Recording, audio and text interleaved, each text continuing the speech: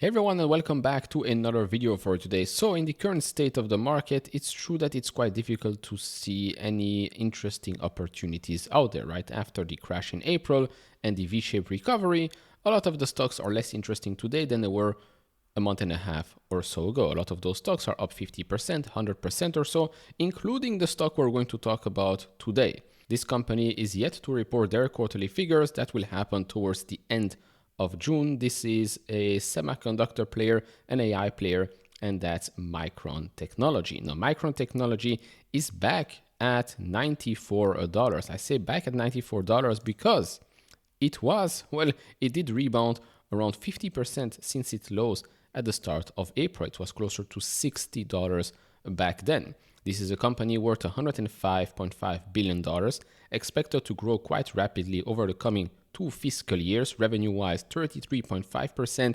EPS 190.5%, which is why we are seeing here valuation-wise, trailing PE 23.3 times, forward of 11.1 times. Now here we're going to say this does not make any sense, right? This doesn't make any sense. Look at the growth rates. What is this, a joke? The P is way too low for this type of company, for this level of growth.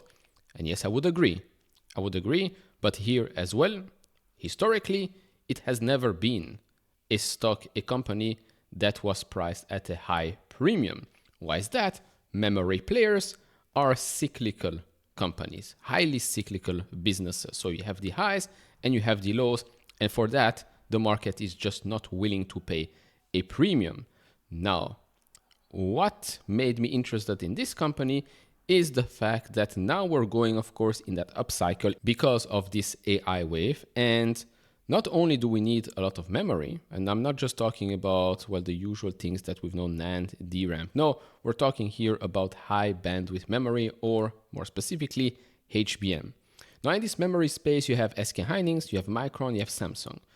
Now, Micron, when it comes to HBM, could be considered as the leader, if not one of the leaders, with SK Hynix. Samsung is falling a little bit behind. They had some internal issues. And Micron, you've probably seen Micron's name pop up in the presentations during the NVIDIA events, because yes, NVIDIA does use Micron memory in those huge clusters, in those huge racks that you're seeing every time on screen or on stage. And so Micron, to me, is still one of those names that is flying under the radar. Now, yes, margin-wise, they took a hit. There are also supply chain issues. But as I'll show you, they have a lot of momentum, and I don't think we're near the top of the cycle just yet.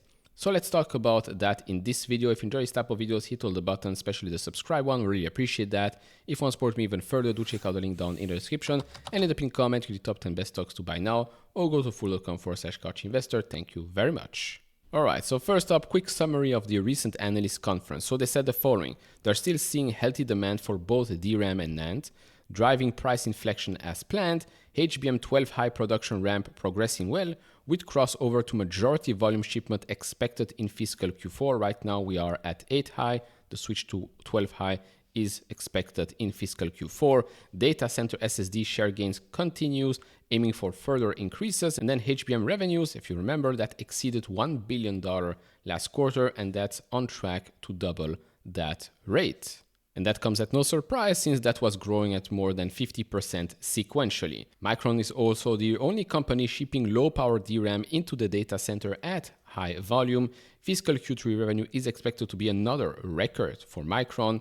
HBM total addressable market estimate for calendar 2025 increased to over $35 billion and could reach as high as $130 billion by 2033. Fiscal Q2 revenue was approximately $8.1 billion. That's up 38% year over year. Q2 adjusted EBITDA was $4.1 billion, resulting in an EBITDA margin of just over 50%. Now, like I said, HBM here is key. So HBM is projected to become more than 50% of the overall DRAM market value by 2033, although it will still represent only about 10% of industry bit shipment due to its high price and specialized use cases. Now, this is also important to note. If there was no HBM right now, I would not have invested in Micron, and investing in a Well, memory player without HBM makes no sense because memory right now is a highly commoditized product. That's just a fact. We even have players in China that are up and coming. But now you also have DDR5, you have HBM, and this is something that only a select few can do right now, and I think it will take many, many years for the others to catch up. Now, what is driving HBM growth? Well, one, HBM is essential for AI training and inference and high performance computing, or HPC, due to its high bandwidth and low power consumption. The next-gen GPUs, for example, NVIDIA Blackwell, AMD Instinct, and custom AI accelerators are driving unprecedented demand for HBM. By the way, HBM4 Micron completely sold out for 2025. HBM's vertical stacking up to 12 to 16 DRAM dies per stack enables much higher bandwidth and capacity than traditional DRAM, critical for AI chips. As we've just seen, we're going to have 12 and then 16 probably with HBM4E and onwards. And so let's dive a little bit deeper into Micron. As you can clearly see, over the past 2 years or so, revenue has started to increase. But what's expected to happen, or what the analysts are expecting right now, is that revenue growth rates are coming down. So for fiscal 25, revenue is expected to grow 41.3%, then 26.2%, and then only 2.4% year-over-year growth in fiscal 2027. Now, as for EBIT, what has happened there? First of all, you can clearly see here what's happened, right? And a cycle on its way up, and then we go all the way down. Of course, that's because of investments, supply chain issues, and stuff like that. And now we're seeing that re-accelerate. Now, Micron, there are two business segments, two major business segments, DRAM revenue and NAND. Under DRAM, you have HBM, okay? That's that. Here, again, you can clearly see up cycle, down cycle, and now we're back in the up cycle. You might say, oh, but maybe we're at the end of that up cycle. I don't think so. Here, under those two businesses, you have a couple of other business segments. So compute and networking, that's the largest part right here. Storage, mobile, and embedded.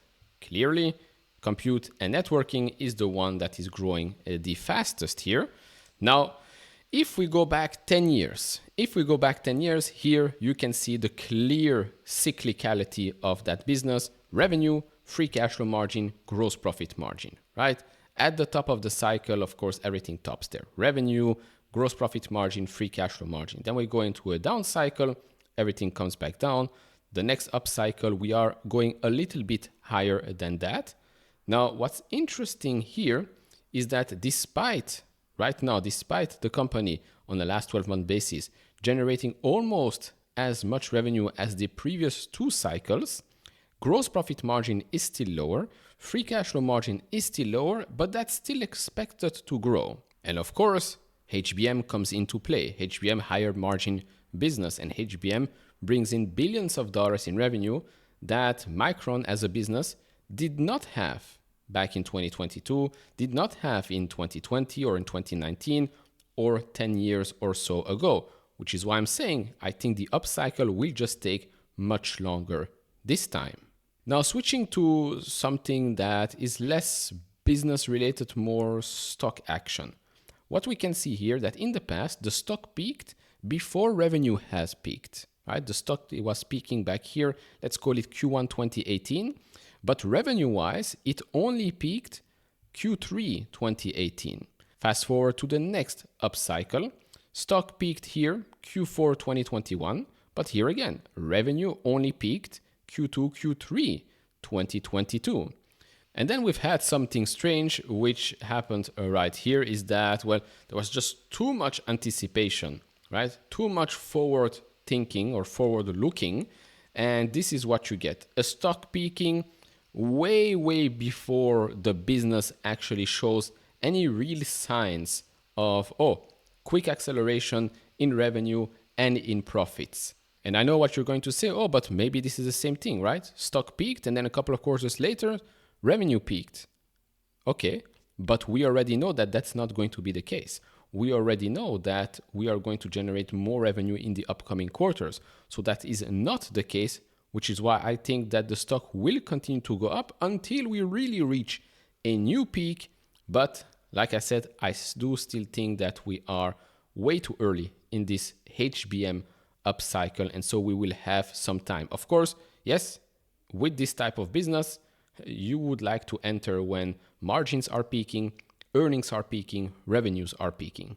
That's usually when you want to exit, and you want to enter when those things are quite low, but the outlook is quite good. The last piece of data that I want to show you is net income. And here again, you can clearly see upcycle, down cycle, went into negative territory here. Well, supply chain issues, lots of investments, right? They're opening up factories in the United States, I believe in Singapore as well. So quite a lot of investments, plus some issues in the industry as well. But here we are making our way back up, and I do expect it to be above the previous peak. I do expect it to be above the one before that as well.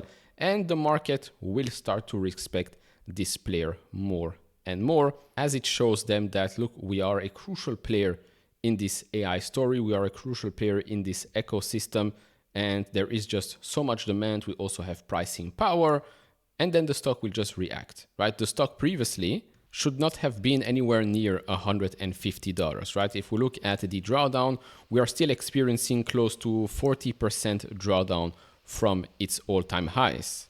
Now, how fast are we going to go back up remains to be seen. But under $100, I think this one is, in my eyes, a no-brainer and still an undervalued stock in this market. Now, can it go lower? Yes. A couple of weeks ago, we were in the $60. So, of course, it can go lower. Of course, we can still go back into this tariff war uncertainty each and every day. Yes, tariff, no tariff, fight with China, exports control, and all of that. That can definitely impact the market. And I mean, are we going to complain if we have a little pullback after almost 2 months of things going up and up and up extremely quickly? I don't think so, right? I don't think so. So here again, I know it's been a while since I've talked about Micron, but I did want to return to this name because I do still think that this is one that is flying under the radar, yet to report earnings, and yeah, a crucial player, and I think a long-term winner as well, which is why I own it. So of course, I am biased, but if it wasn't a good business, then I wouldn't have bought it to start with. So there is that. Anyways, share your thoughts on Micron. Maybe let me know what other undervalued good businesses are flying under the radar, have not seen their stock explode over the last couple of weeks. Let me know down in the comment section below.